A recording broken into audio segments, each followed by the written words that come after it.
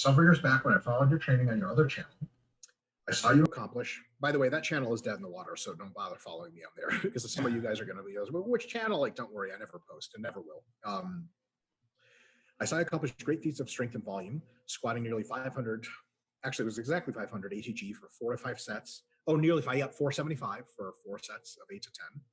Barbell rowing 300 plus for strict sets, overhead pressing 250 plus for multiple sets in 8 to 12 range, just to name a few. As of recent years, I've not seen you do very heavy weights like that, yet I would say you are the biggest and leanest you have ever been. My question is, what is the reasoning for change in the intensity, and how come you are still able to progress if you are doing less weight with just a strict form? How come, for example, you went to 4x10 at 475 ATG barbell squats, and now 4x10 at 340-ish, and still make progress? If you are performing it in the same standard and volume, wouldn't that be regression by definition, not able to invoke growth? Or is it just a matter of volume and sports supplements? I was already in sports supplements for those lifts, by the way. Were you at the point where you were perhaps too strong to keep adding volume because the cost-benefit ratio was too high? So yeah, this question might come out to be very specific to yourself, but there are any applications for this general intermediate advanced lifter? Thanks for everything, guys. Love the content. It's a great question. It's actually one very easy to answer. I'm much stronger than I ever was currently, but the way I do exercises, sometimes it's difficult to externally view it. Internally, my stimulus to fatigue ratio for hypertrophy is the highest it's ever been. The specific way I position my body is to maximally stimulate the muscle, not to lift the most weight. Back in those days, it was kind of like a 50-50. So I was really like, when I did those squats, that 500 for 10, I was using everything I could. And I was staying upright, but I was using everything I could to squat. Now when I squat, it's like 90% quads or some insane shit. There's a huge mind muscle connection, so on and so forth. The stimulus to the muscle is higher than ever. The individual muscles are stronger than ever. In addition to that, I use a bit more pre-exhaust now, sometimes a lot more, or more specific training than I did back then. So for example, when I did 475 for reps in the squat back then, that was the first exercise. Now, almost every squat you'll ever see me do is after a whole shitload of leg pressing or hack squatting, which is much more specific. I used to do hack squats back then for like, I would say roughly 400 for sets of 10 to 15. I have since hack squatted 575 for a set of 20. So in a very comparable machine.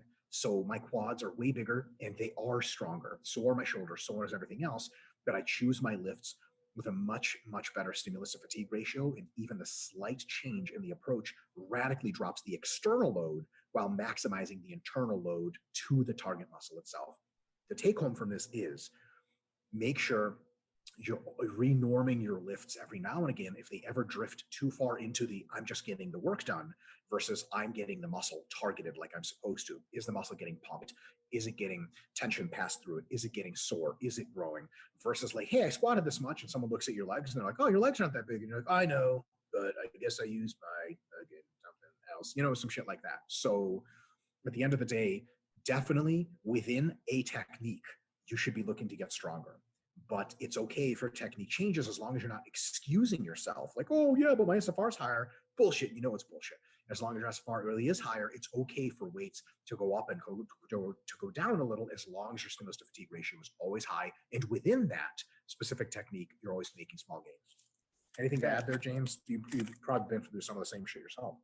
Definitely. And sometimes it can feel disheartening when you're doing a lift where you're like, oh, I used to bench this much, or I used to squat this much, and now I'm kind of doing less. But at the same time, you like notice it like fucks you up so much more. And this is something that you guys have heard Mike and I talk about over the years. We call it individualizing your technique. So coaching tip, when you're working with a beginner, you're working on mostly hitting their external milestones. Like, does this look the right way, generally speaking? Now, everyone's a little different, right? They can't feel internal. Once you kind of get to that intermediate to advanced stage, you might have an athlete who goes, hey, coach, I've been squatting this way for a long time, but I find that if I move my feet in just like a little bit more than I normally do, I have to take the load down, but it like fucks me up beyond comparison. So like the hard-nosed coach will say, no, keep doing it the way that we've been doing it because it's been working. But somebody who is a little more aware of these factors might say, you know what, that's actually a pretty good trade-off. If you feel like you're getting more quad stimulus and you can do less sets to get more stimulus or more soreness or fatigue or any combination of those things, where basically you're saying this slight modification works a little bit better for me and I've practiced with it, that's excellent. And that's just an example of it's as long as it meets kind of the same criteria for external standards, but you can add a layer of internal individualization on top of that. Oh my goodness, now you're on your way. That's hypertrophy training right there. 100%. Well said. Next up is KJ.